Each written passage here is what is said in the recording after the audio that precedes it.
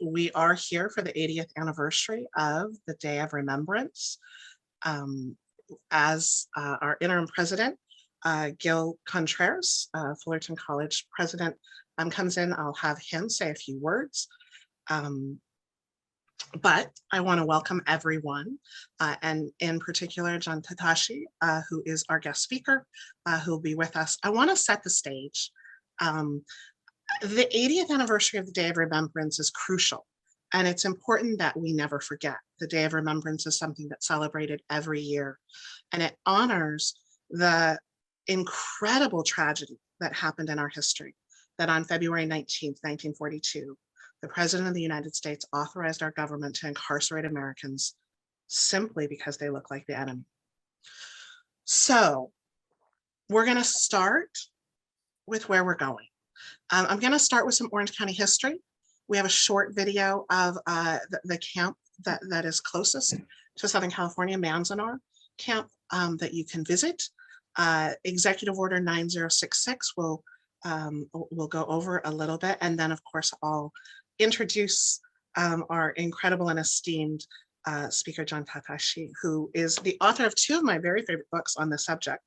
The Oral History of the Japanese American Detention Camps, one of the first books that I read about this, called And Justice for All, and then the most recent book, which is Redress, which my students also read last semester. We do have some students here who will be part of the panel, and I'm going to fairly quickly, after I ask some questions and get started, turn it over to them. And then we'll take questions from the audience. And so start thinking about your questions.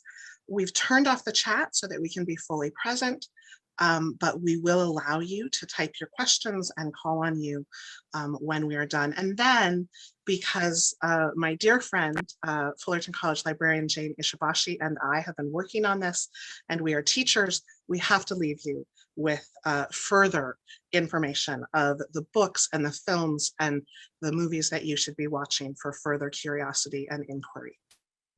So this event is dedicated to one of my dad's dear friends who died in 2019, Ernie Yatsuda, who was the first person that I met as a child who had been incarcerated. And the Japanese Americans from the Central Valley, the Turlock chapter of the Japanese American Citizen League, where I grew up, really have informed my passion for this subject and to make sure that these stories are told. So that's a picture of him, always smiling. I'm just a dear, sweet man. I want to recognize the help of the North Orange County Community College District Asian Pacific Islander Faculty and Staff Association, who do incredible work and support our students all year long and every year. Their president, English professor Pam Dunsmore, Fullerton College librarian Jane Ishibashi, ethnic studies professor Rosie Carr, art professor Jaime Perez, who's been teaching this curriculum in his honors class. And yesterday we had an amazing event. Professor Eric Yamamoto from the University of Hawaii School of Law came and talked with us. And we talked about the Korematsu versus the United States case. And if you haven't studied this case, it is crucial. It is one of our infamous cases that was decided wrongly.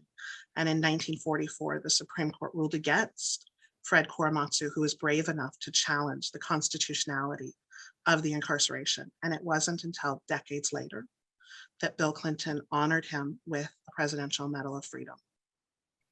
So I hope that when we talk about further resources that you will learn more about that. I want to introduce my Fullerton College students, my team. Scott Brown, Angelica Castelli, Robert Mendoza, and Alyssa Meza worked all last semester researching, reading the book that we are talking about tonight, and doing research projects and interviewing survivors. Robert was able to go to Manzanar himself and interviewed some of the survivors, including Jane Ishibashi's mother, and we will have that video. Unfortunately, not tonight because our technology kind of delayed and crashed this week, and so we'll be sharing that on our social media sites as well. It's important that we remember the dark legacies of our country so we can make sure that it never happens again. I'm just going to leave time in case. Oh, there we go. Dr. Contreras, So I'm going to stop sharing and introduce Interim President Dr. Gil Contreras. And do I need to unmute him? Can you do that? Have you done that? Do I need to make him a co-host? I think I might. The wonderful technology. There we go. There we go. Thank you. Thank you, Professor Jodi Balma. And I really want to thank all of you for providing me this time and space to provide a warm welcome on behalf of Fullerton College. And thank you for inviting me to this extremely meaningful event. I also want to thank all the people responsible for this event. Professor Jodi Balma, I know you went through a list, but I feel it's so important that I repeat the thanks on behalf of our college and our district, especially the student leaders. It was Scott, Angelica, Robert, Alyssa. It's so difficult to plan transformative events like this during this time, and your persistence, your leadership, your voices are welcome and recognized, and we're grateful for you for bringing this to our college community. Special thanks again to Pam Dunsmore, Jane Ishibashi. Pam Dunsmore was at the Puente event. She's still there. I just left that meeting with her, and I'm really glad to be able to participate in this event as well. Rosie Carr and Jamie Perez. And yesterday we were fortunate to have, such an event, informative event with Professor Eric Yamamoto, sponsored by the NOCCCD Asian Pacific Islander Faculty and Staff Association and the Office of Diversity and Compliance. Tonight, the 80th Anniversary Day of Remembrance. On February 19th, 1942, President Roosevelt issued Executive Order 9066, which led to the incarceration of 120,000 Japanese Americans in the United States. Remembrance, such an important exercise for each of us as we experience the world around us. Today, we honor the lived experiences of our Japanese American community. We stand with our Asian Pacific Islander community for social justice. Today, we remember the recent acts of racism that define our current context, especially for our Black and African American communities and our Asian American communities. Today, we are struggling with food insecurity and housing insecurity for many members of our college community. Today, we confront the challenges and opportunities of living through a global pandemic and the potential shift to a global endemic. With this context in mind, I'm honored to provide a warm welcome and a welcome home to Fullerton College, to our guest speaker, and to all in attendance. Mr. John Tateishi will enlighten us about our responsibilities as engaged members of our communities, as global citizens. Tonight, we will implement our core values of community, respect, diversity, equity, inclusivity, and responsibility. We will remember why it's important to stand against injustice, no matter the source and no matter the power. We will empower ourselves to enact our vision as a college to transform lives and inspire positive change in the world. Thank you again for joining us tonight, and may you have a powerful and transformative event. Thank you. So I want to center our conversation in local history. There are so many names. This is from a museum exhibit from the 75th anniversary of the Day of Remembrance. And I just want you to take a moment and think of what your life would have been if this had happened. We often think of history as a textbook instead of events that happen to people like ourselves. And I want to center our talk on Orange County. So many of our current students have had their lives upended by the pandemic, losing high school graduations, proms, college graduations, in-person college experience. And I want you to consider what a high school or a college student during this time would have faced with Executive Order 9066. You know, in the 1940s, as the war began in Europe, it seemed so far away, but was scary. And I think of all of us thinking of the war that could be happening in the Ukraine, as Europe seems so unstable, as Russia seems to be making moves across those borders. The fear that raged across Europe As the decade began of the 1940s, the confusion, the shame and shock of the Pearl Harbor bombing for someone of Japanese ancestry. And then just 2 months later, Pearl Harbor is December 7th, 1941. And Executive Order 9066 is issued on February 19th, 1942. 2 months later, the executive order labels them the enemy and uproots them from everything they know.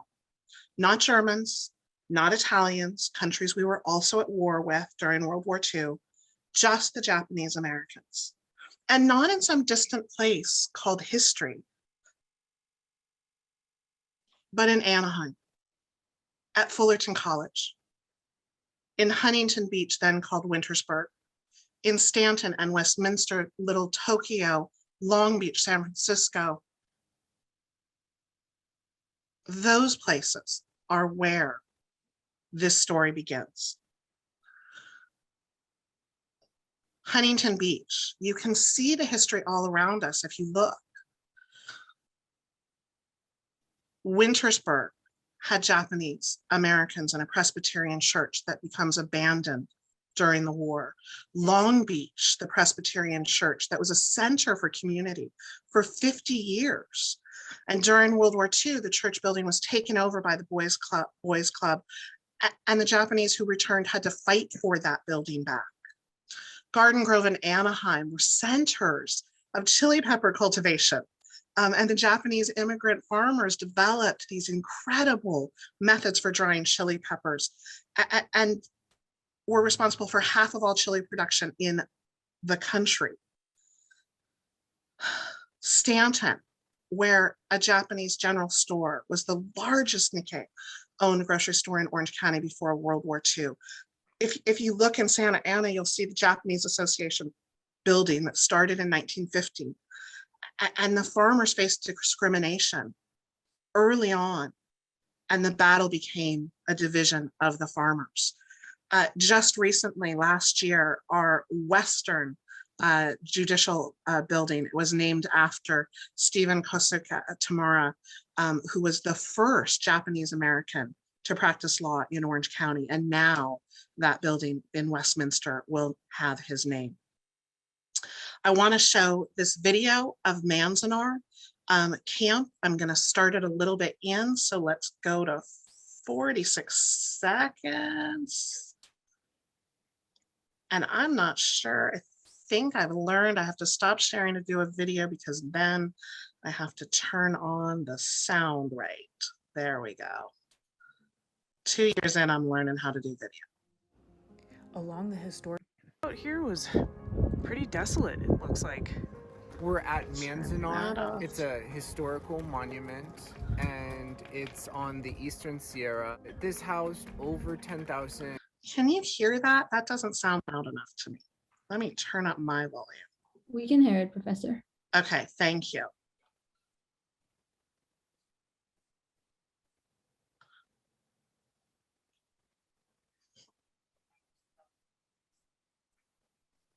It's not screen sharing. If not, No. okay. I spoke too soon about learning how to do video.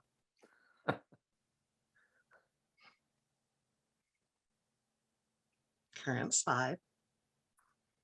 We'll start that again. Along the historic Route 395. Pretty desolate, it looks like. We're at Manzanar. It's a historical monument and it's on the Eastern Sierra. This housed over 10,000 Japanese American people during World War II. They were interned by the government. We learned a lot of stuff. Obviously, it's a sad place. One of the things that we learned was that they irrigated the fields here and they grew all of their own food and vegetables. And they were trying to be self-sufficient in this area, but obviously they went through hard times. We're here in the middle of winter. It's the middle of February and there's a biting cold wind. It's just above freezing. So we can only imagine what the families went through being here all those years. You know, it also gets really hot here during the summer. So it's been a big educational experience about how we can all do better. a memorial to the Japanese internment camps who lived right here. This was their barracks. And then you see the backdrop here, one of the most iconic shots of California, Mount Whitney in the background, the Sierras. It's just so desolate out here. And it's interesting to see this historic site in the middle of nowhere. This right here is the watchtower, because the Japanese, they weren't allowed to go off base. So they kept close watch on the Japanese American people. So here's a depiction of what life was like there, and they reconstructed a basketball court. It's so interesting to see it right here.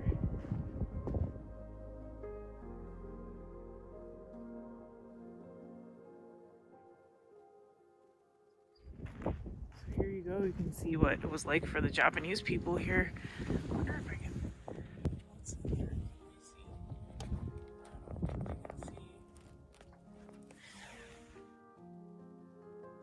There's an old Ford truck here, and then behind us are the men's halls and the areas where they did laundry and things like that. They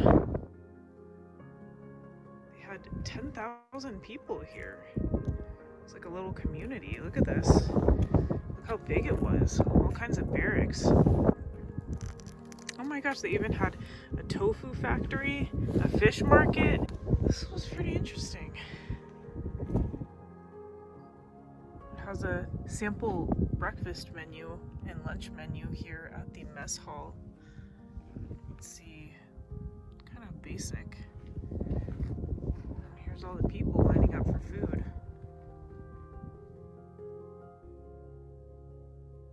So we're out here in front of the mess hall. This was the old school style dinner alarm. They would ring that in the morning, and they had a number of incarcerated Japanese Americans here following the bombing of Hawaii. Imagine just living out here in the middle of nowhere like this in the 40s.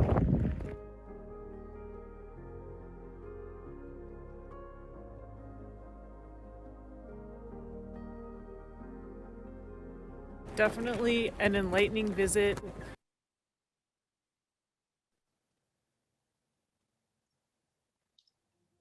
Okay, so Executive Order 966 comes. The Japanese Americans, both citizens and legal residents, were forced into these military exclusion zones. We see the signs of Japanese businessmen trying to remind people that they are American.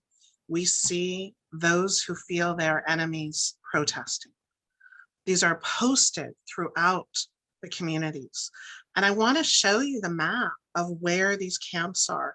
Manzanar and Poston, Arizona, the relocation camps and the assembly centers where people are sent off to these camps where they're held throughout the war, in trucks, on trains, waiting with soldiers, the bags that they were allowed to take, and the irony of saluting the American flag as you're incarcerated. Our own Anaheim High School students were part of this process. Ruth Aikido Matsuda attended Anaheim High School. She was in her sophomore year when she was sent to Poston. Her sister attended Fullerton College. And the reason we know her story is because Mike Matsuda, her son, was a North Orange County Community College board trustee and now serves as the superintendent of Anaheim Union High School. We see our own Fullerton College student who was dreaming of becoming an art teacher, but with just a month until her graduation, fled Southern California, went to Colorado to escape the internment. After the war, and we'll be talking with John about what happens after the war, the idea that these Japanese Americans coming back to buildings that had been sold out from under them, homes that no longer were there. It's a long process of rebuilding their lives. And the Japanese survivors, what inspires me so much is that they continue to stand up and use their voice against the atrocities of the government after 9/11, against the Muslim ban, against the detention centers at the border. And I think what I want to leave you with is the words of Fred Korematsu. And each January 30th, California celebrates Fred Korematsu Day. And he says, don't be afraid to speak up. So I am pleased to introduce John Tateishi, our speaker today. And let me just introduce with a little bit of a bio. Tateishi was 2.5 years old at the outbreak of World War II that forced his family from their home in Los Angeles and sent to Manzanar Relocation Center, one of 10 American concentration camps in which the Japanese Americans were incarcerated throughout World War II. At the war's end, his family returned to Los Angeles, where they and Japanese Americans throughout the West Coast began the long struggle to rebuild their lives and communities amid a climate of antagonism against them, provoked by their wartime imprisonment and the belief that they had been guilty of betraying the country, when in fact, no such allegations were ever alleged. By his high school years in the 1950s, John was a typical Los Angeles teenager. He writes that he drove too fast, loved R&B, played sports, loved hamburgers and malts, but he never forgot the images of his childhood, Manzanar with its barbed wire fences and soldiers and guard towers. In 1978, he was appointed chair of the JACL's National Committee for Redress and guided the JACL through a controversial strategy that would ultimately unite a harshly divided community and serve as the effective educational tool that informed Americans across the country about the wartime treatment of Japanese Americans. He resigned his teaching tenure at City College, and those of you who are professors know what an incredible sacrifice that is, to devote himself full-time to the redress campaign and served as the principal redress lobbyist in Washington, D.C., which he talks about in his book, and we've invited him to talk about here today. So I am so pleased to invite him to share with you the story, and I'm going to get started first. Welcome, welcome, welcome. Thank you so much for spending time with us tonight, John. Thank you. I really appreciate the invitation and the opportunity to talk with your students and other people who might be joining this call. It's really important for me to participate in these kinds of events because for one thing, we talk about the Day of Remembrance, and what we're commemorating is remembering the day that President Roosevelt, one of our most liberal, one of our greatest presidents, signed one of the most racist orders against American citizens. He was the sacred cow whom everyone thought was untouchable. And history hasn't shown him to be quite as sacred as was once thought. And one of the things that has really affected his reputation is the signing of EO 9066. In and of itself, it's a document. It's not a whole lot. I know some of your students, Jodi, have read it, have studied it. And I'll tell you quite honestly, the majority of Japanese Americans have not seen that document or have not really read it carefully, because people used to say, that is, Japanese Americans used to say, it says in there that we were going to be rounded up, et cetera, et cetera. It says nothing like that. In and of itself, it's a perfectly legal and reasonable document, which in fact, had Roosevelt not issued that order, he could have been charged with malfeasance.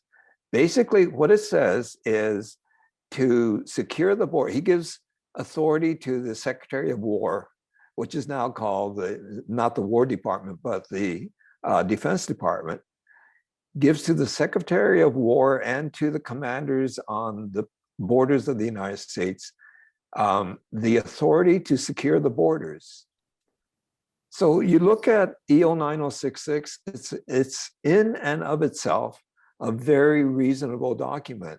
What's troubling about it is if you do the research that follows it, the Attorney General, Francis Biddle, in April, I think the date was April 12th, writes a memorandum to Roosevelt to remind him about the executive order. Roosevelt was going to be giving a speech, and he had asked the Attorney General, who was the Attorney General at the time of the outbreak of the war, the attack at Pearl Harbor, and everything else that followed it in this country, asks him for some comment about the order, to just as a kind of reminder. So Biddle writes this memorandum to the president and says, reminds him, the order was not intended for Germans and Italians. It was only intended for the Japs. And that's what's troubling about EO 9066. What it tells you is that from the very beginning, the intent was not to secure anything. The intent was to affect the lives of Japanese Americans. So you talk about 120,000 of us. Well, you know, that's a really tiny number. I mean, most big cities, most medium-sized cities today are much larger than that. Los Angeles, you know, you're talking about millions of people. But in 1942, 120,000 people of Japanese ancestry represented the entire population of Japanese in America. So in effect, that order was intended to round up every person of Japanese ancestry on the West Coast and within a certain region of the Western area, and to remove us. So you say, okay, but there was a war, and I used to get this argument all the time, but there was a war on, there was a crisis. We had to do something, which is true. But you know, you think about it, and Jodi pointed out, the executive order, the attack at Pearl Harbor was December 7th, 1942, or 41, I'm sorry.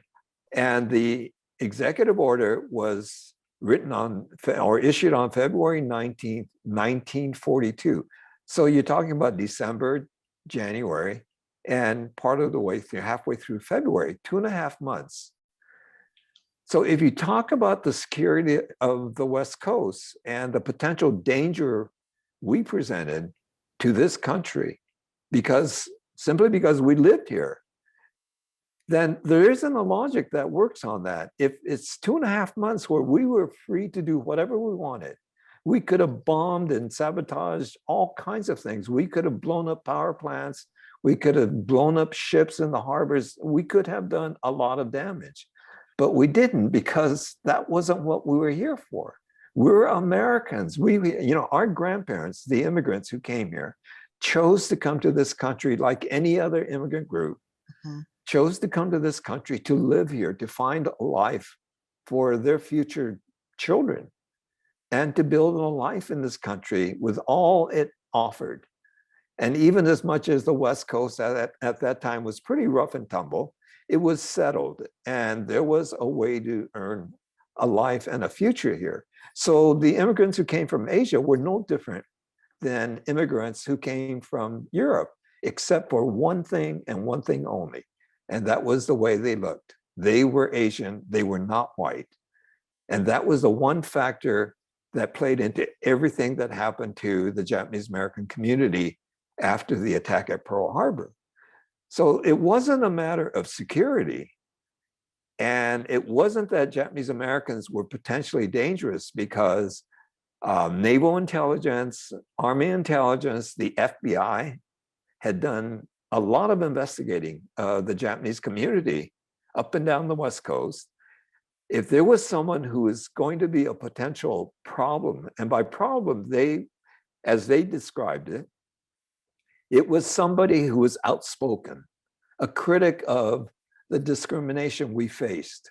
It wasn't a problem of someone who seemed to be a potential spy or someone who would commit sabotage against this country. It was someone who spoke out in very honest ways about the treatment of Japanese Americans, the treatment of Chinese. And you know, these were basically the two groups that were here of Asian groups.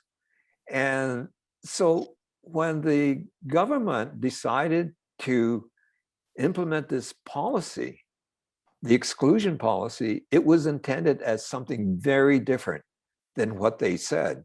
So what they did was, you know, it didn't start with EO 9066. It started with the Attorney General of the United States, Francis Biddle, issuing certain orders in California, especially restricting access to critical areas, militarily sensitive areas like power plants, military bases, etc. Anywhere manufacturing of armaments was being done, it was restricted to everybody.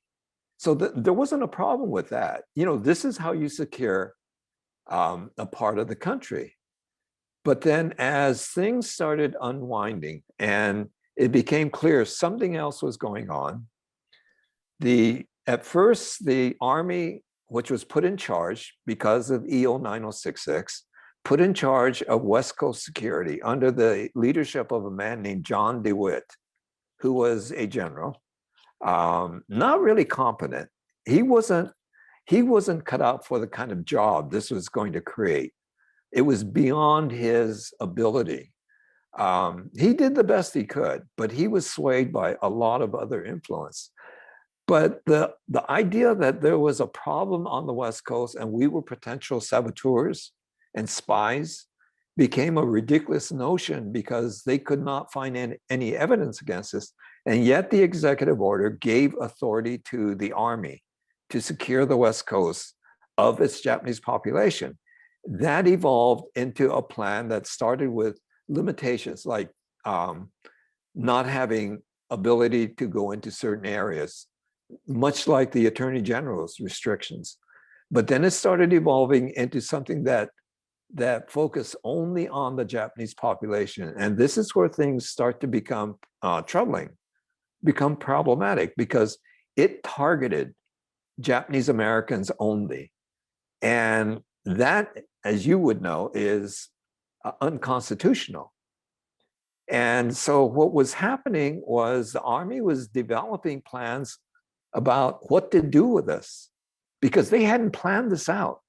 This was kind of on the seat of their pants, spur of the moment. As things happened, it evolved. This plan evolved.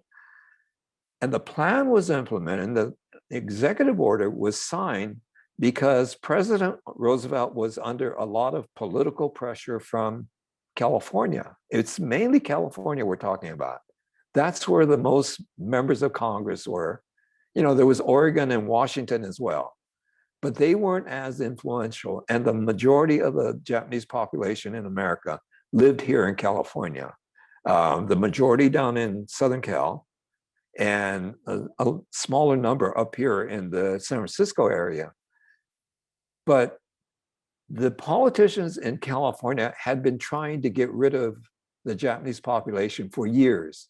For 50 years, they had been trying to push us out, but they couldn't do it because there was no constitutional way they could do it. And suddenly Pearl Harbor was attacked. We were at war with Japan, and suddenly we became a problem. We became, quote, the enemy. And it was something that was conjured up. It had nothing to do with reality or fact. It had to do with race and racism and greed. Because if you look at what was happening in California by 1942, Japanese farmers had gained a strong foothold of the farming industry in the state. So you look at where you live now in the Fullerton area, that was all farms. I mean, it was farming country. It was agricultural. Yeah. There weren't cities there. There weren't big towns. There were, little towns pocketing that area. That was true even of Los Angeles. I mean, I lived in the West Side in an area called West LA. And I remember there was a farm about 3 blocks from where we lived, a family farm that had, I don't know, maybe 10 acres, enough for a family to live off of.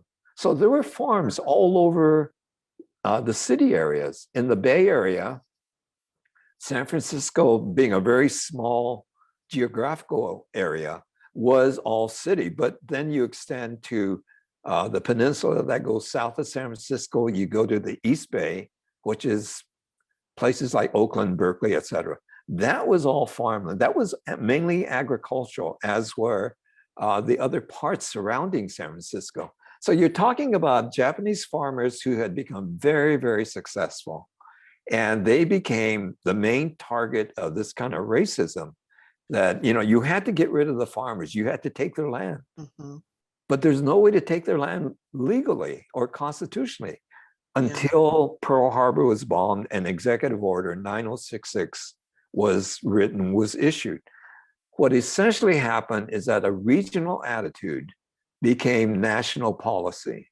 That is, the racism of the West Coast, the racism in California, was implemented as a national policy of the United States. And it affected only one group, and that was Japanese Americans. So the executive order was issued, and then the Army started issuing these orders to the population. You saw some of the signs in that presentation. First, a curfew, which said we could not be out after dark or before sunrise. So we were stuck at home, and there was a travel restriction of 5 miles. If you lived in one place and you worked 6 miles away, you were in trouble. Right. And a lot of the Japanese gardeners at that time, Sure. and there were huge numbers of gardeners among Japanese Americans. Most of them lived at least 10 miles from where they lived or worked 10 minutes. Sure. They had customers in different parts of Los Angeles. And so technically they couldn't go to do the work, but they did. They ignored it, and they had to make a living. And so let me interrupt you and Sure. ask, you were Yeah. so young when your family was incarcerated. Mhm. What are your earliest memories? But more, I really want to focus on, how did your family talk about this as you were growing up? Well, I was 2.5 at the time that we were removed from West LA, where I lived, and my family went directly to Manzanar. Mhm. That was the first camp to become operational, and some families were sent directly to Manzanar. Others went to Santa Anita Racetrack, where they were for about 3-4 months before being sent out to all these different camps. Yeah. On the day that we were being moved from LA to Manzanar, I broke out in German measles, which was a contagious disease. Right. So I had to go into quarantine. They took me from my family, from my mother, put me in a hospital under quarantine, and my family was sent off to Manzanar, and I was in quarantine for, I don't remember. I was too young. It was about 2 or 3 weeks. When I was well enough to join my family, I was sent to Manzanar under a very watchful eye of a Quaker minister who was a friend of the Japanese community, a Reverend Nicholson, who helped us a lot. And when I was in the hospital, he used to come to see me every day. Again, I don't remember this. I just had this vague memory of this kind of big person with a huge voice who scared the hell out of me. But I don't, all I remember is being terrified of this guy. Sure. And then finally, I joined my family at Manzanar. My earliest memory was the first day I was there. I remember laying on the floor of our barracks, and because these were hastily built barracks, Right. you figure within like 2 months, they built enough of a structure there to house 10,000 people. And when have you ever seen the government work that fast? Right. Certainly not a college campus. Yeah, and not in almost anything now. But anyway, so the barracks were pretty poorly built. I was laying on the floor. There was a crack in the floor. I could see the dirt beneath the barracks. They were on pilings, and I had my mother's bobby pins. I don't know. Do women still use bobby pins? A few, especially at prom. Yeah. So what I was doing, I dropped the bobby pins through this crack, and I was watching them fall, and they formed a kind of kaleidoscope. I guess for lack of anything else to do, I was just dropping these bobby pins, and I remember crawling under the barracks and grabbing them, going back up and doing this repeatedly. That's my earliest memory. And before I invite Jane to she has her hand up, so I'm going to invite her in. But did your family talk about the incarceration? What stories as you were growing up? Well, in general, the families did not talk about the experience of World War Yeah. II, because that was the Nisei generation. They were the ones who were the first American-born Japanese, American Right. citizens, born in this country as citizens and believed in that citizenship. It was sacred to them, Right. especially because they faced so much discrimination. But the one thing they had was their citizenship. And so as the government's orders started being implemented, some of them really didn't think it was going to affect them. I mean, they were concerned about their parents, the Issei, who Sure. could not, by federal law, could not become American citizens, could not go through naturalization. Right. So they were still aliens, Right. legal Yes. resident aliens. So they thought the orders would be for them, but then suddenly realized this meant everybody. Everyone. And so it was such a deep wound. It was so Sure. painful for them to understand that they were not being seen as equal to anybody, that Right. they were much less than anybody else as an American. And so we went to these camps. We languished there for 3 years. And you can imagine coming out of the camps, we didn't talk to anybody about Mhm. this.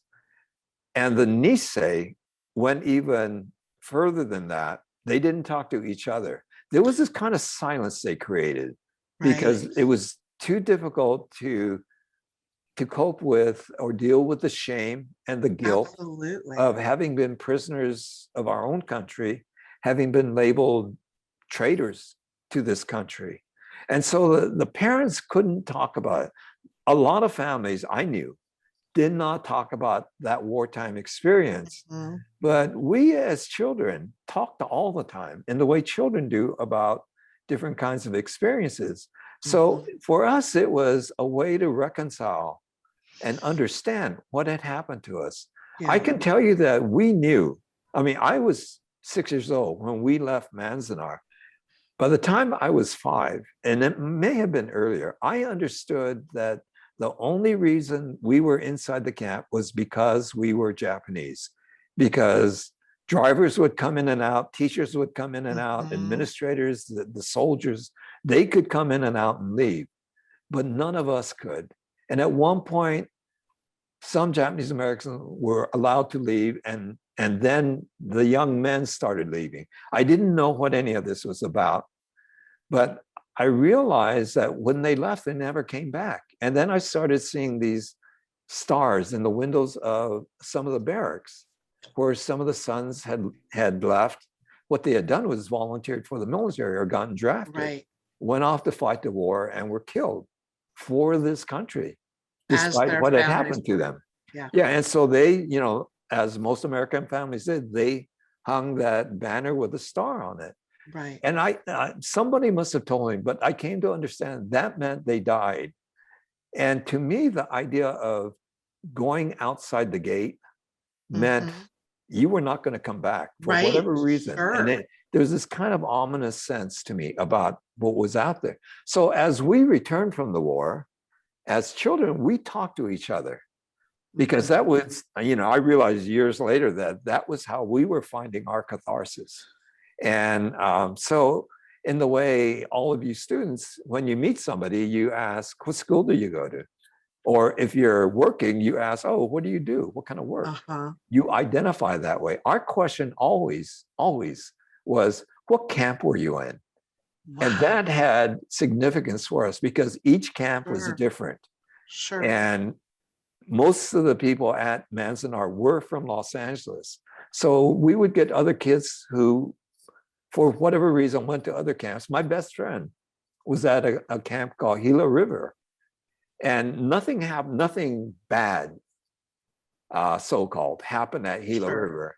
Manzanar had a riot. There were riots in a number of the camps. There Right. was trouble in a number of the camps. So there was a kind of pecking order, a hierarchy. And Manzanar stood sort of at the top of that list. So we would talk about things that happened in camp and in the way children do, where you'd say something about something that happened. And some other kid would say, oh, you think that was bad? Where I was, we did, or this happened. And Yeah. so we found a way to kind of explore our own psyches about what this meant. And so we grew up talking about it all the time. And the Nisei, the generation of our parents, did not talk about it at all, to the point that they turned to silence. After a while, not having talked about it only made it worse because Only they made it then worse? could not talk about it. I know couples who never talked about it ever to each other. Wow. I mean, they'd been married before the war and didn't have kids until the late 40s, early 50s, but never told their children because they were ashamed of it. Right. And so for them, they didn't. My family was different. My father told us never forget what happened there.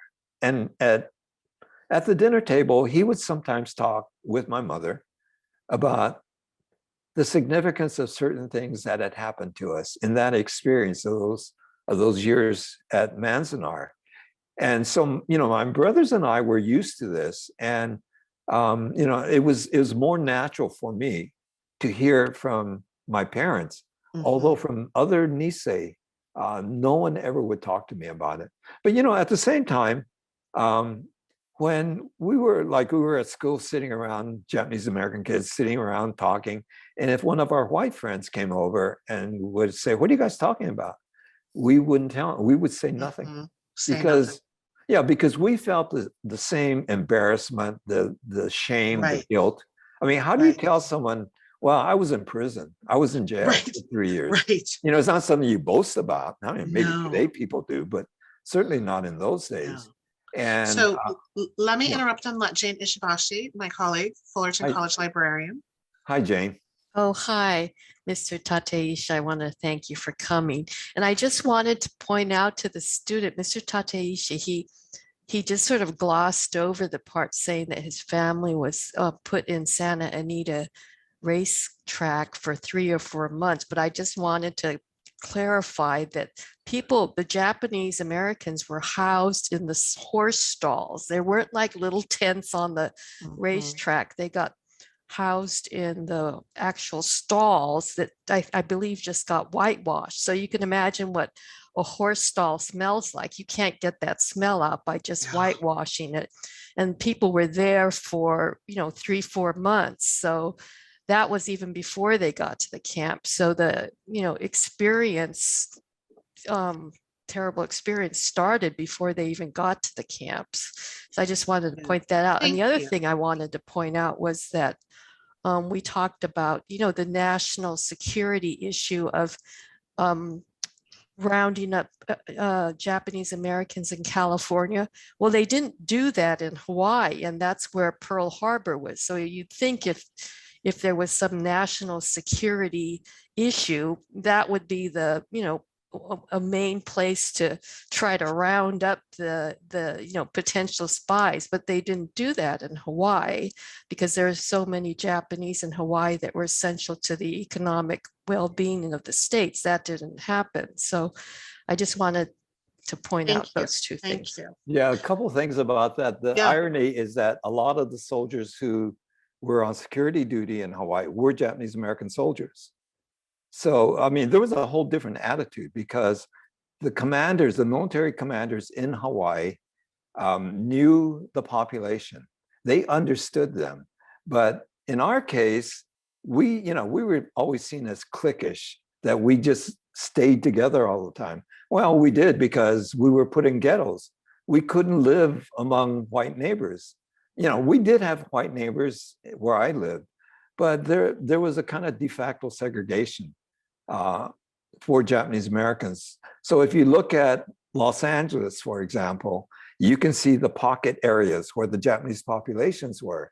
And just not coincidentally, they were all in the same areas that the Mexican population was, where we got along with the Mexican population. I mean, they were always friends and they welcomed us to live among them. We had working class whites in West Los Angeles where I lived. But to correct Jane, my family went directly to Manzanar. We were lucky in that sense. And it's true that the racetracks were probably the worst places because they did use as stalls. They tried to clean them out superficially, but they whitewashed it. And they also built barracks. So when you hear people who were either in the horse stalls or in the barracks talking about, and there was a racetrack up here too in the Bay Area called Tanforan, same thing. But it's sort of humorous to hear them talking, because there are some families that got put into the horse stalls and talking to someone else, a friend, who was at either Santa Anita or Tanforan, but got into one of the barracks. And so they would say, oh, you lived in the luxury apartments, which is the barracks. And, there was an expression for what these stalls were. But yeah, it was not a pleasant situation. And, and it moved into the summer months. So you can imagine the stench. Sure. So my last question before I turn it over to our student panel. So if I'm doing my math correctly, if you're 2 in 1942, 5, 6 when the war ends, you're 15, 16 in the mid 50s, high school. Yep. Still Right. part of the American exceptionalism, Cold War. So as the teachers in the textbooks, you're learning this period of United States history. How did you handle what you were being taught in school versus your experience? Being taught the Constitution when it has been violated for Japanese Americans, being taught that American is exceptional when they have incarcerated their own people. How did that disconnect work? In those days, we were very different. I mean, you have to remember that we came out of a very different experience. We were in prison for 3 years, came back into American society, not accepted, really criticized, and basically hated. And so we went through elementary school, and quite honestly, elementary school teachers were wonderful to us. They were so sympathetic and kind, and they knew what we were experiencing. We got into junior high school and it was a different story. This was kind of like, now you're going to become the person you need to be. But, at the same time, we were very much a product of our culture. And in those days, if you were Japanese American, you did not complain. You did not complain publicly. You didn't protest publicly. And if things didn't go your way, you just kind of sucked it up. There's a word in Japanese, gaman, which is endure with dignity. And so and we had teachers who were really racist, who would say terrible things about us, and directly, look us in the eye as they're telling the class that you can't trust any Jap. I don't care who it is. It may be your best friend, but do not trust them, because they're the ones who bombed Pearl Harbor. They attacked us in a surprise attack. And so we had to deal with some of that.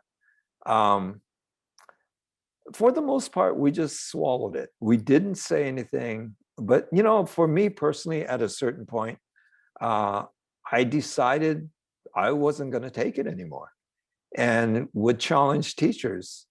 I became very familiar to the principal, because I used to get sent to the principal all the time, because I would I would in class just tell a teacher, ask the teacher not to use certain words, and they would continue to use it. And I would just tell them, you're a real racist. And that would always get me in trouble. But for the most part, we just had to learn to deal with it. And we dealt with it in different ways. Sometimes on the school grounds, we got in fights. And, that always meant you had to go. Sometimes you'd get kicked out of school for a while. But it always ended up a trip to the principal. But it was difficult until, later on, we started to figure it out, how best to navigate through the kind of minefields we had to walk through. And most of us avoided the problem as much as we could, rather than have to confront it all the time. And that was being very Japanese. Today, you see young Japanese Americans, Asian Americans, there is not that kind of attitude. It's more like, screw you. You're gonna treat me this way, and so I'm going to respond to that. That wasn't the case for us. We were still trying to be accepted. I mean, this is the only place we could live. So Right. you did as much as you could to try to be part of the society that was rejecting you. You know, it wasn't horrible all the time. It's just that when it was bad, it was pretty Sure. horrible. Sure. So I'm going to turn it over to the students, and they each have a question, and then if we'll turn on the chat at the Okay. end of that, and let the audience participate. And I so appreciate you answering this. And so Scott Brown, ask your question, and then we'll ask Robert, and then Angelica, and then Alyssa. Well, first of all, I want to thank you, Mr. Tateishi, for doing this with us. I greatly thank appreciate you. it. Thank you. So my question for you, given what's happening today, I know recently there is a book about the Holocaust that had been banned in a school board in Tennessee. Given, and that was just one example of what's happening today with all the censorship that's been going on in the country, especially when it comes to like social injustices.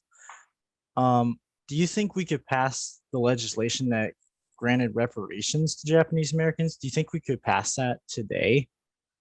You know, to answer your question, no, I don't think it would have any chance at all. The reason is that the only way we were able to get that bill passed was that in those days, the American public was still pretty intelligent. You could, you know, part of the strategy I had was we had to educate the American public first about what happened to us, because most people didn't accept that we were Americans. We were seen as foreigners. And those people who knew anything about our having been in these camps thought we deserved it. Well, you know, because you guys bombed Pearl Harbor. Again, this foreigner thing. So the whole strategy was to educate the American public, because once the public understood, they would start urging their members of Congress to support legislation to try to remedy this thing. At the same time, and we were able to do that. I was able in those days to go on a radio program, a call-in talk show for 3 hours, and argue the different points, and often be able to sway most of the people in the public. I mean, you know, those who are racist are going to be racist. You can't convince them of a lot. But at the same time, I was lobbying the legislation we were pushing in the Congress. So I became a Washington lobbyist.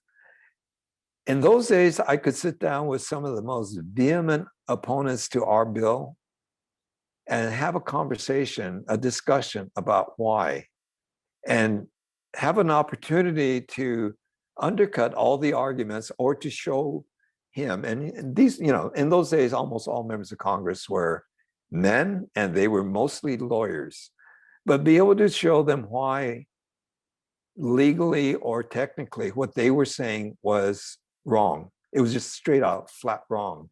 And have that discussion with them.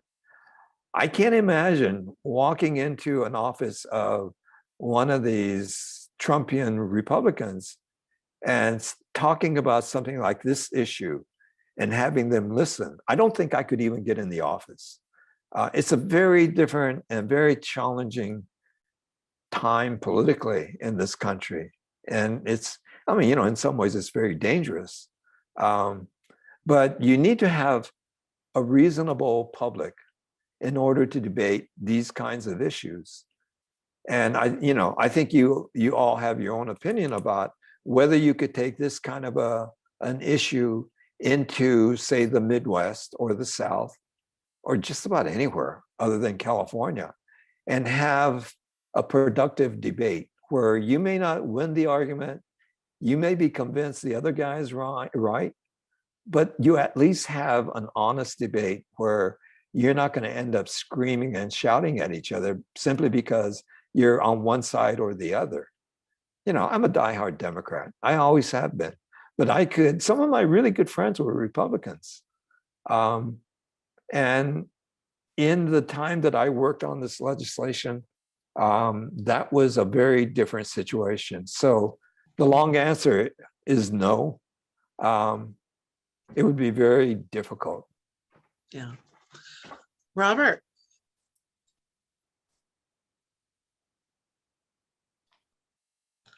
Is he still here? Otherwise, I'll go to. Hi. You might have him muted. All right.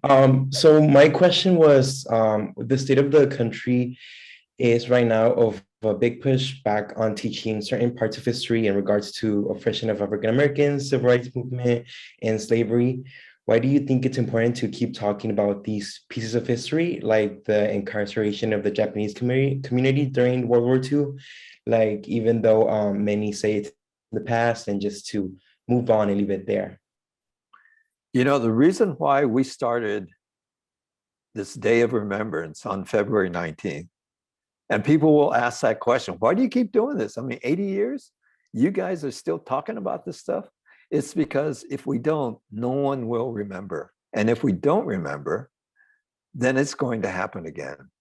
And I can tell you that from firsthand experience that raising this kind of an issue was really important for us, not because we wanted to feel good about it. And yeah, we did. I mean, there's no shame in that. We needed to feel that we were accepted as Americans. But the majority of the people who joined our campaign, Japanese Americans, did it for the very reason why I was willing to spend so much of my time and my life on it, is because I didn't want it to happen again. This was not for us. This is for the future of the country. I used to go around the country giving speeches all the time and doing a lot of media stuff. And I used to say that all the time. This isn't for us. This is for the future of the country. Never once did I ever believe it would become a reality until 9/11. On that day, I understood that what was going to happen was going to be just as awful as what happened to us after Pearl Harbor.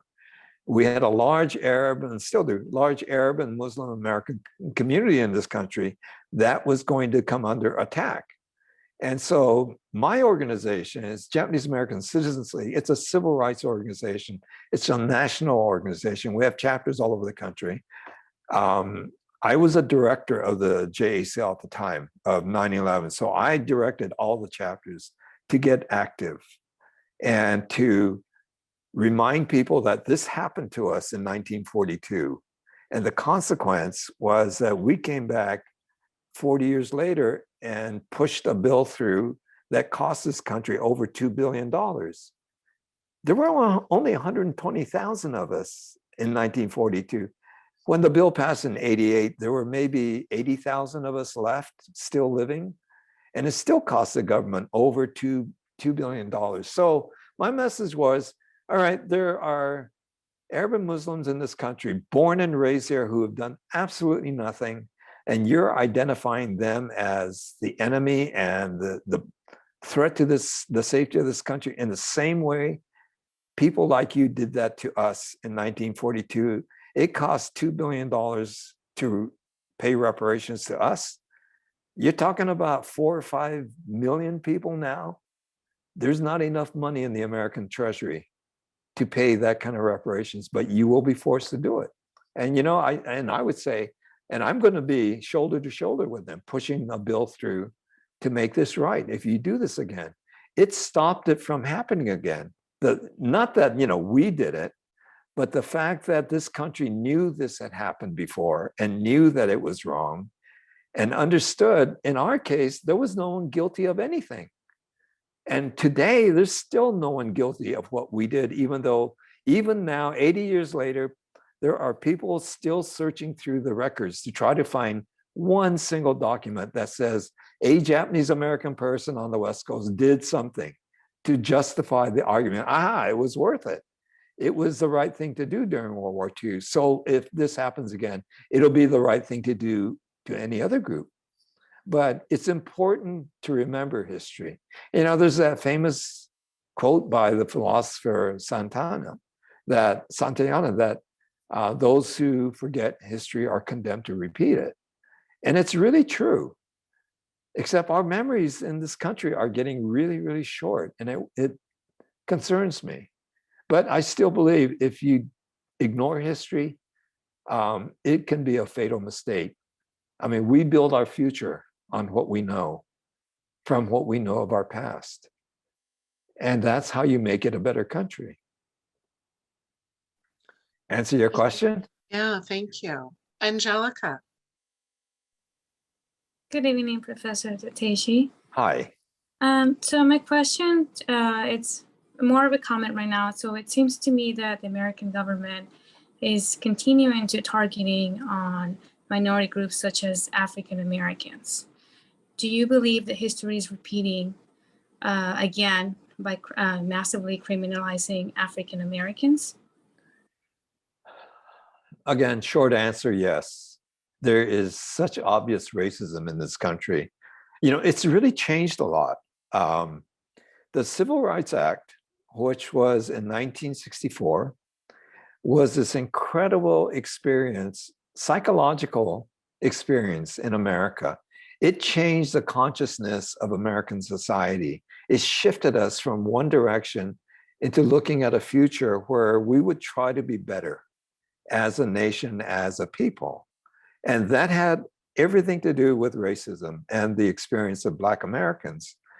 And so we had the Civil Rights Act and the Voting Rights Act, which was a way to ensure, not ensure, but to try to make it more possible for equal treatment of a class that had been discriminated against. So you look over the years from there, 50 years later, 60 years later, and what you see is the progress made by this society in accepting people who are not white in certain roles, in certain positions, and certain perceptions of who we are. And we've got a long ways to go, but you know, there was an accomplishment. There was some progress we made, and then it all came to a stop. You know, I'll be very honest. I think it happened as Donald Trump started spewing out a lot of racism, even before he became elected president. I don't think he created racism, but I do believe what happened was he made it okay to be a racist. I've always felt there's a kind of veneer over society that keeps you from saying whatever you want. You know, it has a lot to do with courtesy, with awareness, with social propriety, a lot of that. But there are a lot of people who would want to say things, but never would because they felt, well, it's not really appropriate. And I know I'll get in trouble if I do it, which is what should happen. But then what started happening once this country started seeing a leader who would say all kinds of things. I mean, you know, it's almost like there were no filters there. And so anything racist was okay. And then I started seeing shortly after that, a building of racist attitudes in this country, people being freer to say things. You know, thank God I don't have social media. I don't have I have email, but that's as close as I get. Or I guess in your vernacular, it's more like texting is the closest I get to what all of you have. But you know, I read about what's being said and what's trending and the different things. And I'm so struck so often by how unkind people are nowadays. And I'll tell you from experience that I've had in my life as a non-white person and in my work as a civil rights advocate, it's really easy to be brave and obnoxious when you can do it anonymously. Make that person stand face to face with you and say the same thing and they won't do it. Most of the time they won't. But you know, hiding behind being anonymous makes it easy to be cruel, but at the same time, maybe it's the more honest thing being said, expressing the more honest part of these people who do this. And to me, it's discouraging that there is so much animosity and hatred and tension in this country now. But at the same time, there are a lot of people fighting against it, trying to make this the country we've always been and make it even better. It's a really kind of an interesting time right now because we're at this point where it's like both sides are starting to come to the peak of that hill. And when we come face to face, we'll see what happens, and that's the 2020, the midterm elections coming in November. I know there are a lot of people who still believe that we can make this a better country. I don't think people who are anti so many things are necessarily people who hate this country. They have a very different view of what this country should be. But for those who are not white, it's troubling because that gets transformed into not so much a part of this conspiracy movement that's in this country, but part of this underlying racism that's there. And, as an Asian American, I'm concerned because there's been such an increase in anti-Asian sentiment just in 2 years, from 2020 to right now. There's a group that in New York that monitors the reports on anti-Asian hate crimes. In 2020, they reported there were 2,000 incidents in this country. And their most recent report cited that there are over 8,000 incidents in this country against Asian Americans. And what's troubling about that, not only is in the increase of numbers, but the fact I know from my work, as we trace and try to track hate crimes, I know from experience that you only get about a 50% reporting at most. You do not get everyone who is a victim of something calling in, or even, now you can do it anonymously online. But even then, people do not report it. I mean, I had someone say something to me in 2020 with this virus going around. I never reported it. And, I of all people, I've worked in this field and I should know better. But quite honestly, to me, it was like, it was a nuisance. And I didn't report it, but I should have. So, that happens a lot. But it's also that you get traumatized. If you're not used to something like this, you get traumatized by the confrontation, a racial confrontation. Because quite honestly, people who do it with anger. They do it with hatred in their eyes, and you don't know what's going to happen. I mean, in my work, I faced racists and had to go get in their face about what they were saying or doing. But that was my work. And, in a sense, I could control the situation. If you're on the street and that happens, it's a totally different matter, especially like in the case of anti-Asian hate. A lot of it is targeted towards old people and a lot towards women.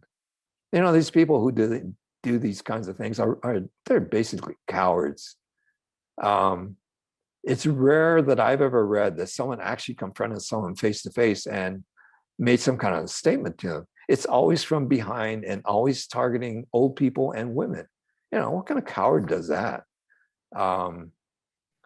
So it's a difficult time for us, but I think it's difficult for anyone who is a person of color, because there's so much percolating under the surface of the sense that things are not what they used to be. Things have gotten troublesome. And there's always a reaction against things. Like when George Floyd was murdered, the whole country saw this and thought, oh my God, I mean, this is, I've seen a lot of things. I've never seen anyone in 8 minutes die, slowly die. Yeah. It was a horrific incident to watch. It wasn't someone getting beaten or anything. It was a man being smothered to death, choked to death. It changed the country. I mean, you saw what happened afterwards, and probably a lot of you got involved with those different kinds of movements. It created the Black Lives Matters movement, gave it such a boost. And there was a lot of positive forces in this country at the time. What was interesting to me is after George Floyd, a lot of the people, if not the majority of the people out there on the streets marching, were white.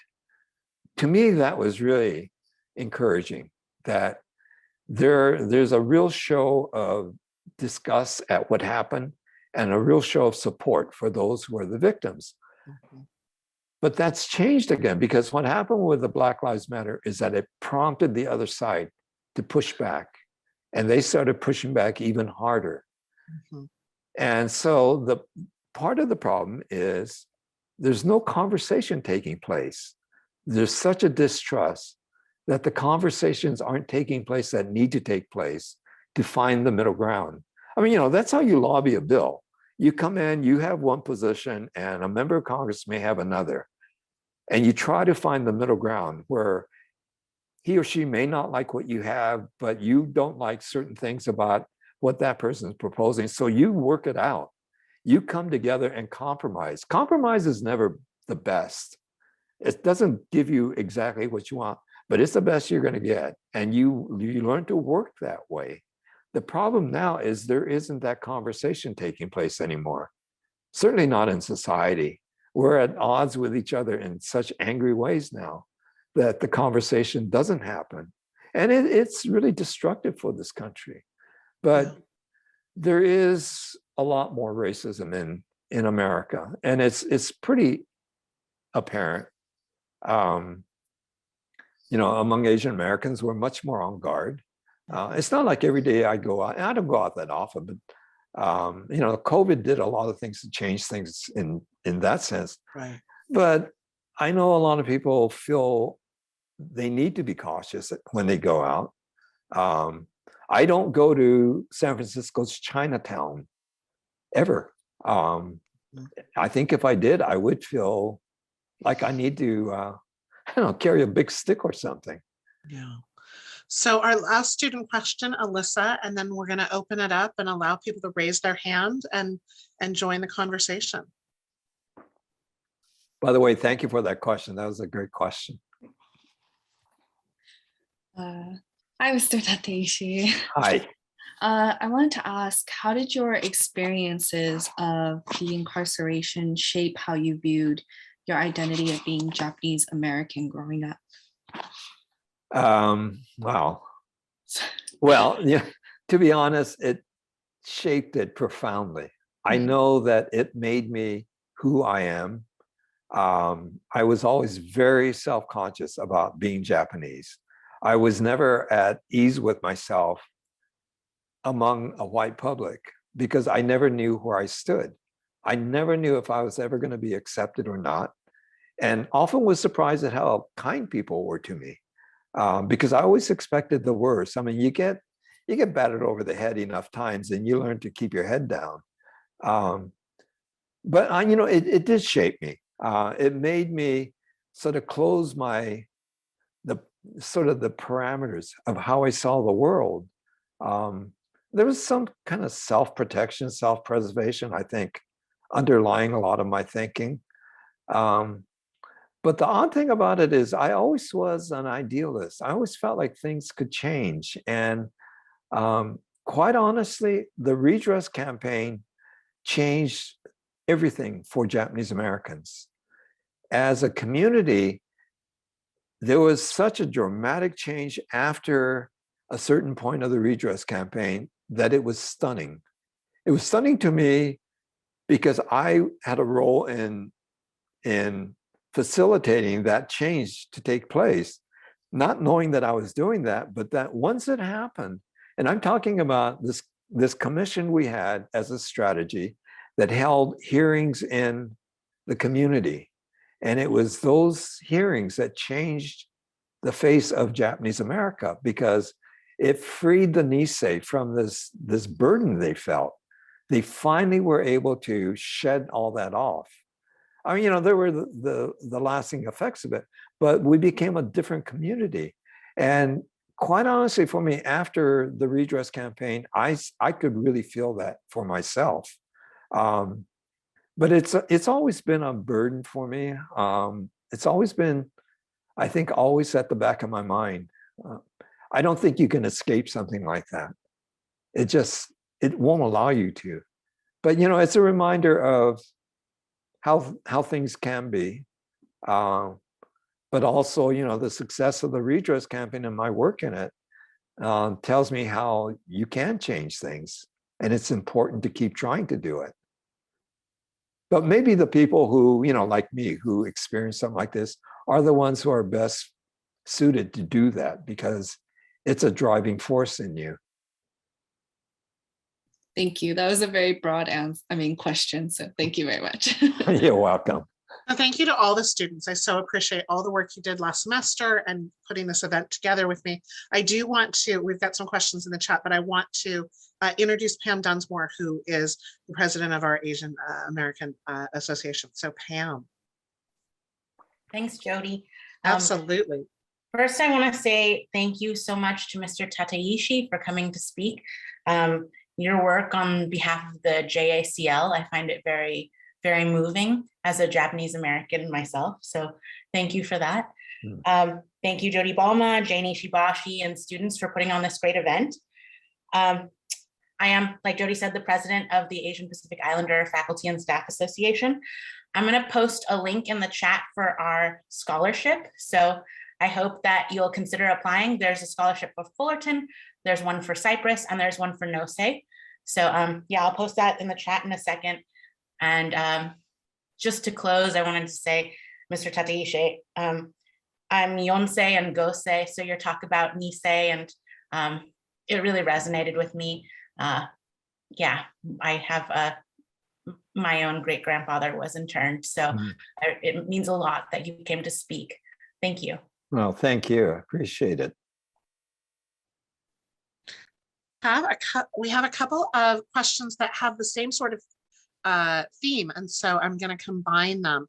The first is, if there's one piece of advice for today's youth, what would it be? And then I think is perfect pair. As a future elementary teacher, what advice can you give me to provide culturally responsive teaching, specifically for Japanese American students, Asian Americans in general? And do you think it's necessary to teach these topics of social injustice at a young age, or wait until older? To answer the first question, what's really important is to get involved. However you do that, you don't have to be in the marches. You don't necessarily have to go work in Washington, that sort of thing, but get involved in whatever suits you and something that helps to try to make change. That's really important, or to make this a better country.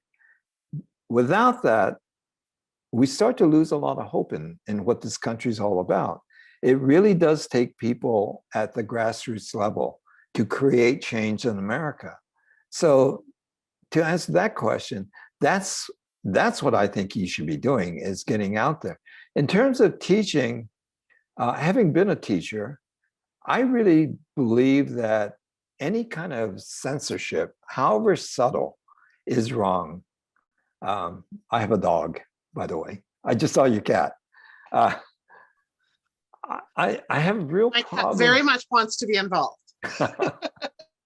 I have real problems when you curb truth from a classroom. I think students have a right to know. Teachers have to use their own judgment about, is it too early to talk about racial issues? I don't think it's too early at a very early age to talk about how unfair something is for somebody and not. I talked to a class once. A friend of mine asked me if I'd come to talk to her elementary school class. I agreed to do it, knowing I'm terrible at talking to kids like that. It's not my venue. So anyway, I did this, and I was talking to the class. I said, okay, let me explain something. Let me demonstrate. All the kids wearing blue, go stand on this side of the room. All the kids who aren't, go stand over here. And I was saying, okay, now pretend that this side of the room, they're bad. And one kid started crying. And I didn't realize that this was a different reality I was creating for them. I don't see, as an adult working on a political issue, I had no idea of that kind of sensitivity. I think teachers know.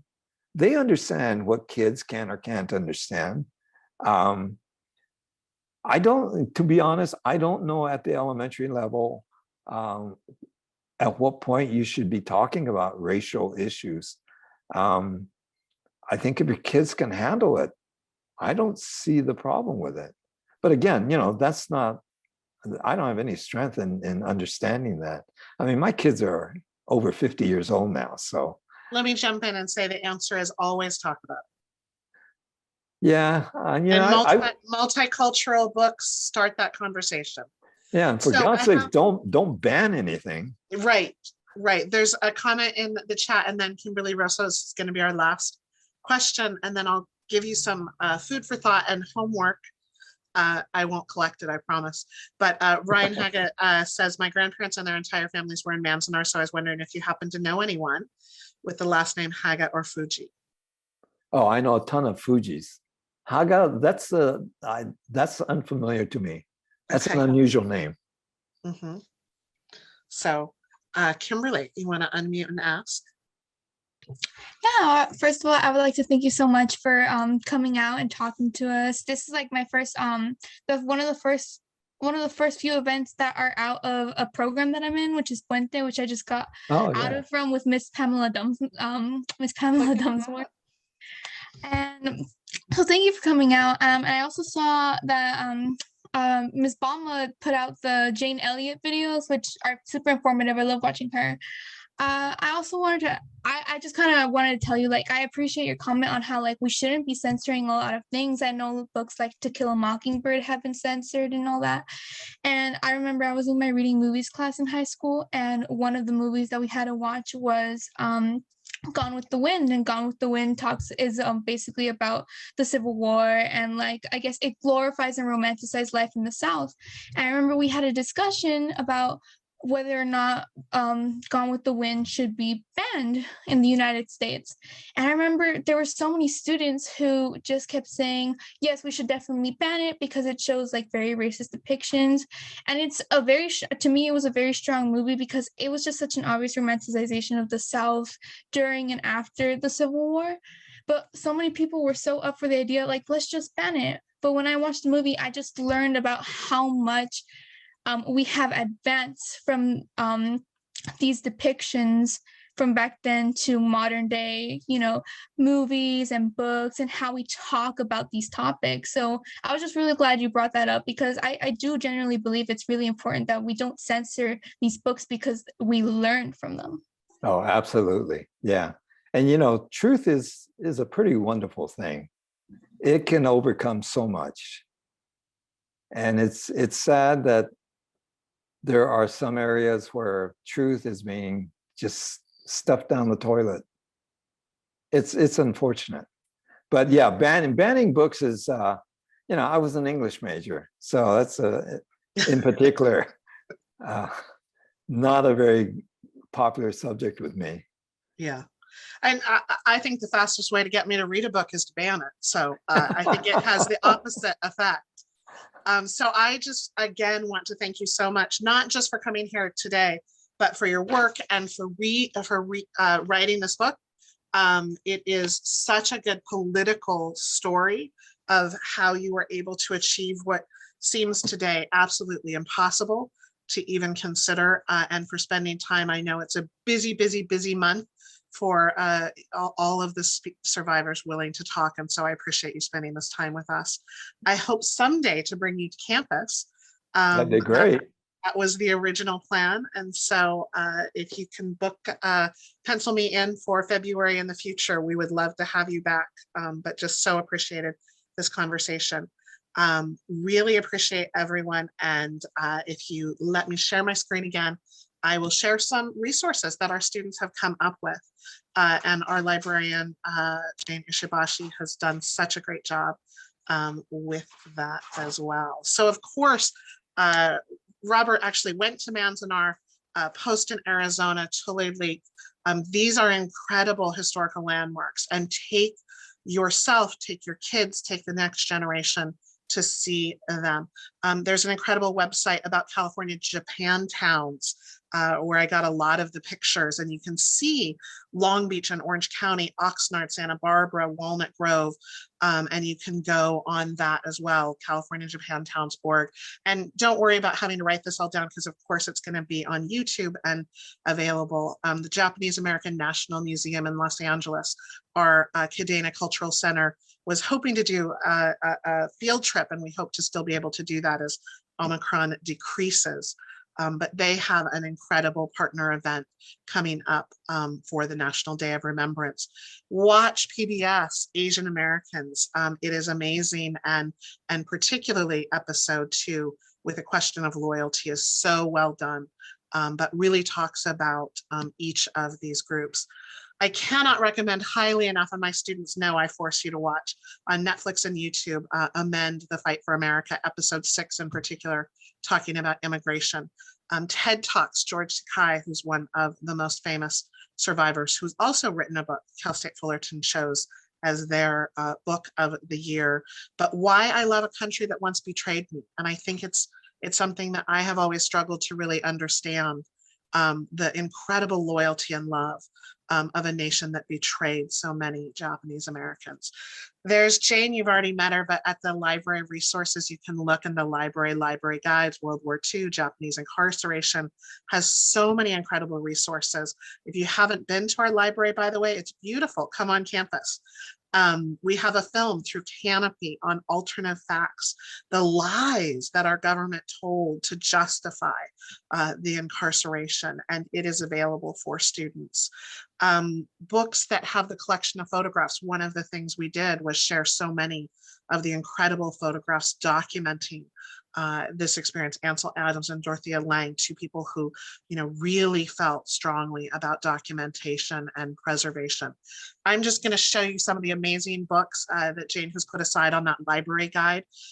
Again, I'm going to go through them quickly, but really there is so much more beyond this hour and a half that we have just scraped the surface of the books that have been written, the stories that have been shared, the legal case of Fred Korematsu and his quest for justice, Farewell to Manzanar, that's a powerful story that is shared with children. The Relocation to Redress book and the Japanese Americans during the war, the Only What We Could Carry, the idea of having to pack up your entire life into a single suitcase. Stephen Breyer, Chief Justice Stephen Breyer, not Chief Justice, Supreme Court Justice, Stephen Breyer, who wrote about a judge's view of this. Personal Justice Denied and the Storied Lives of these Japanese American students during World War II. I think it's something that really resonates when you read some of these books to the experiences you yourself have. In the Shadow of Korematsu, Frank Abe, the We Hereby Refuse, a graphic novel that Professor Jaime Perez had his students read. Listen to their survivors. They are available on YouTube. They are on news reports. There are incredible videos that you can share. I would be remiss if I didn't invite you all to Cypress College's Holocaust Day of Remembrance in every April. It is what inspired this event. Last year, I was watching with my mom this event, and she said, your school should do something about Japanese Americans. And a quick Google search said that it was the exact right time because the 80th anniversary was coming. So their college does such an incredible event. And I leave you with this. A Holocaust survivor, Evening Roth, said, now that you have heard my story, it is your responsibility to bear witness. It becomes your obligation. So many of you will have this opportunity and be the last of your family, the last generation that touches history with the survivors of the Japanese American internment and incarceration and the Holocaust survivors that we invite in April. So please attend these events, but then understand you have an obligation and you have to bear witness to these stories. So thank you all. Incredible night. I really appreciate the attendance. I love the conversation and I hope we can continue it. And John, thank you so much. I really appreciate it. Thank you. It's a pleasure being here.